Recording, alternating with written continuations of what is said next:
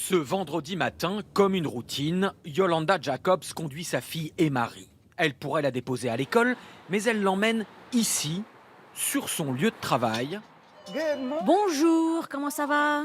et le plus naturellement du monde devant sa patronne. Je l'installe pour sa leçon et je me mets à mon poste de travail juste après. Très bien, amuse-toi bien ma grande.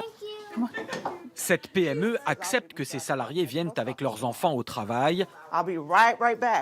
Yolanda Jacobs ne le fait que de temps en temps, les jours où elle n'a personne pour aller chercher sa fille à l'école. Ça m'aide vraiment de savoir que ma patronne est flexible. C'est pour ça que je reste dans cette entreprise. Si on n'arrive pas à bien s'organiser pour sa famille, ça ne peut pas fonctionner au travail et vice-versa. Et elle nous aide dans ce sens.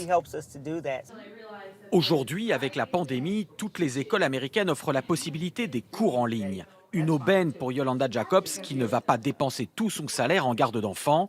Et ça, la fondatrice de l'entreprise, elle-même mère célibataire, le comprend parfaitement. Dans mon dernier emploi de salarié, j'avais eu besoin de partir plus tôt récupérer mon fils et mon supérieur m'avait dit « si tu fais ça, t'es viré ». Donc aujourd'hui, beaucoup de parents célibataires ne veulent plus revenir travailler. Ils se sont habitués à l'école à distance, à la maison. Et moi, je me suis dit comment, en tant que PME, je peux continuer à croître tout en développant des solutions flexibles pour garder mes employés. Aux États-Unis, 10 millions d'emplois ne trouvent pas preneur et ce sont surtout les femmes qui manquent. Depuis la pandémie, un tiers des mères ont réduit ou quitté leur emploi ou envisagent de le faire.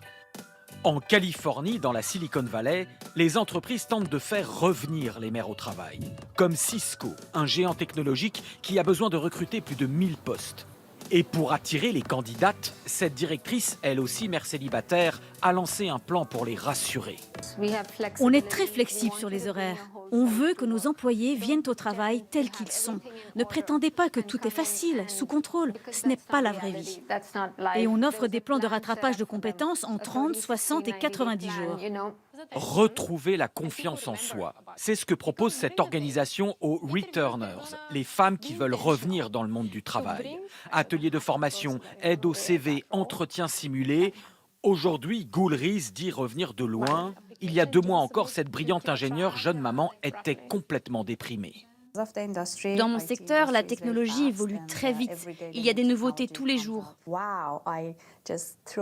J'ai jeté des années d'évolution professionnelle pour devenir maman, ce qui est très beau et enrichissant, mais est-ce que c'était le bon choix pour moi?